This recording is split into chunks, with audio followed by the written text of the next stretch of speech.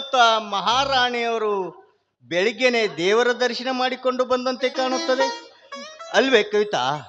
ದೇವರಲ್ಲಿ ಏನೆಂದು ಬೇಡಿಕೊಂಡಿರುವೆ? ಈ ಮನೆಯಲ್ಲಿ ನನಗೆ ಅಂಥ ಕೊರತೆ ಏನಿದೆ ಸ್ವಾಮಿ? ದೇವರಿಗಿಂತ ಮಿಗಿಲಾಗಿರೋ ಪತಿ, ದೇವತೆಯಂತೆ ಕಾಣುವ ನನ್ನ ಮೈದುನ, ಇಷ್ಟು ಇದ್ದರೂ ಜೋಗುಲ ಹಾಡಿ ಖುಷಿ ಪಡಲು ಪಾಪು ಇಲ್ಲದೆ ಬೆಳಗೊಂದಿದೆ ಈ ಮನೆ.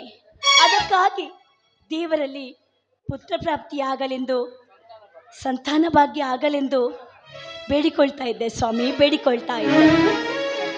ಅಯ್ಯೋ ಹುಚ್ಚಿ, ಮಕ್ಕಳ ಫಲದ ಹಂಬಲಕ್ಕಾಗಿ ಹುಚ್ಚು ಕಲ್ಪನೆ ಕಡಲಲ್ಲಿ ಕಾಲಿಡಬೇಡ. ಈ ದೇವರು ಈಗಾಗಲೇ ಮುತ್ತಿನಂತ ಮೈದನನ್ನು ನಿನಗೆ ಕರುಣಿಸಿಲ್ಲವೇ? ಅಷ್ಟೇ ಸಾಕು, ಮತ್ತೇಕೆ ಪುತ್ರ ಸಂತಾನ?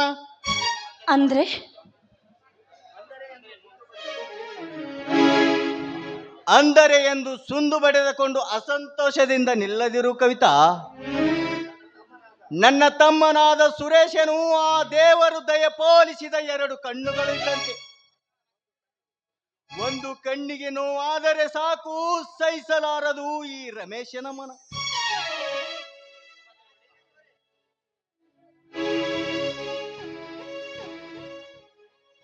ಅಣ್ಣ, ಸತಿಪತಿಗಳಿಬ್ಬರು ಯಾವುದೋ ಗಾಢವಾದ ವಿಚಾರದಲ್ಲಿ ಇರುವಂತೆ ತೋರುತ್ತದೆ. ಓ ಸುರೇಶ, ಬಾರೋ, ಈಗ ತಾನೇ ಬಂದಿಯಾ? ಹೌದು, ನಿನ್ನ ಪರೀಕ್ಷೆ ಚೆನ್ನಾಗಿ ನಡೀತು ತಾನೆ? ಇದ್ದಿರಲ್ಲ ಅಣ್ಣ ಅತ್ತಿಗರ ನಿಮ್ಮ ಆಶೀರ್ವಾದ ಫಲದಿಂದ ಪರೀಕ್ಷೆ ಚೆನ್ನಾಗಿ ಬರೆದಿರುವೆ.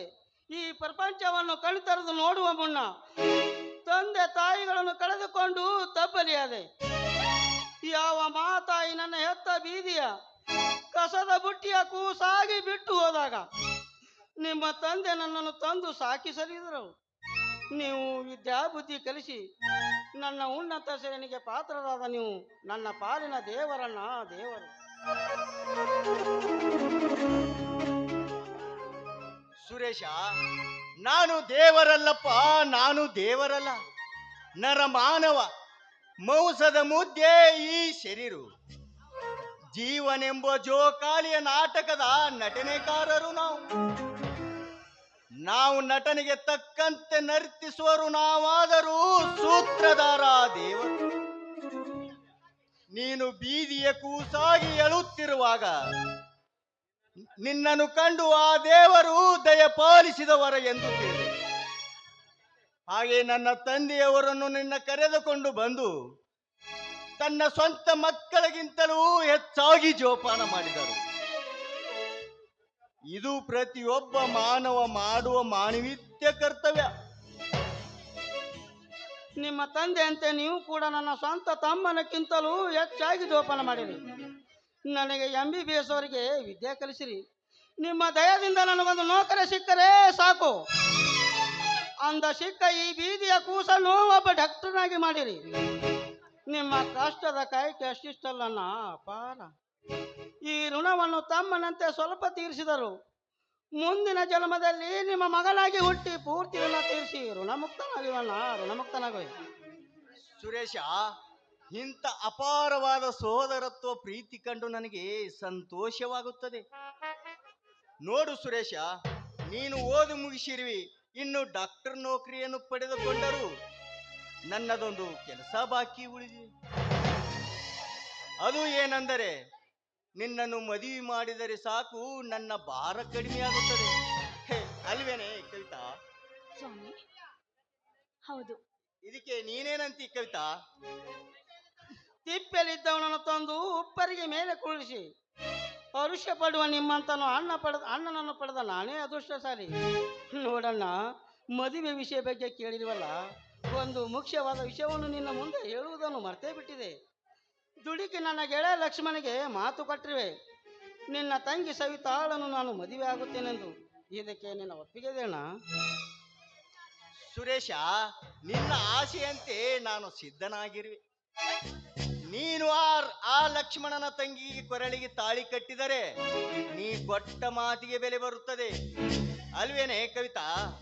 ಹೌದ್ರಿ. ಆ ಬಡ ಹುಡುಗಿ ನಮ್ಮನೆಗೆ ಸೊಸೆಯಾಗಿ ಬಂದ್ರೆ ಈ ಸಮಾಜದಲ್ಲಿ ನಿಮ್ಗೆ ಗೌರವ ಹೆಚ್ಚಾಗುತ್ತೆ. ಹಾಗಾಗಿ ನಾಳೆನೆ ಕಣ್ಣಿ ಕೇಳೋಕೆ ಹೋಗೋಣ. ಸುರೇಶ, ನೀನು ಒಳಗ್ ನಡಿಯಪ್ಪ. ಆಯ್ತತ್ತಿಗೆ. ನೋಡು ಕವಿತಾ, ಈ ಮನೆಗೆ ನೀನು ಹಿರಿಯ ಸೊಸೆಯಾಗಿರುವೆ. ಗುರು ಹಿರಿಯರ ಅಪ್ಪಣೆಯಂತೆ ನಿನ್ನನ್ನು ಮದುವೆಯಾದೆ. ಈಗ ನಿನ್ನ ಪತಿಯಾಗಿ ಹೇಳುವ ಮಾತು ಏನೆಂದರೆ, ನನ್ನ ತಮ್ಮನಾದ ಸುರೇಶನಿಗೆ ಯಾವುದೇ ತೊಂದರೆ ತೊಡಕು ಬರದಂತೆ ನೋಡಿಕೊಂಡು ಹೋಗುವುದೊಂದು ನಿನ್ನ ಹೊಣೆ.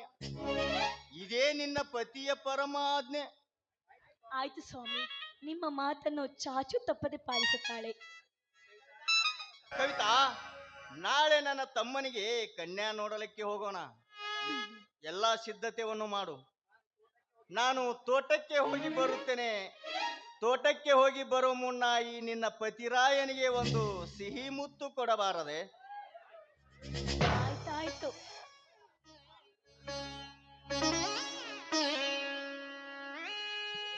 ನನ್ನಲವೇ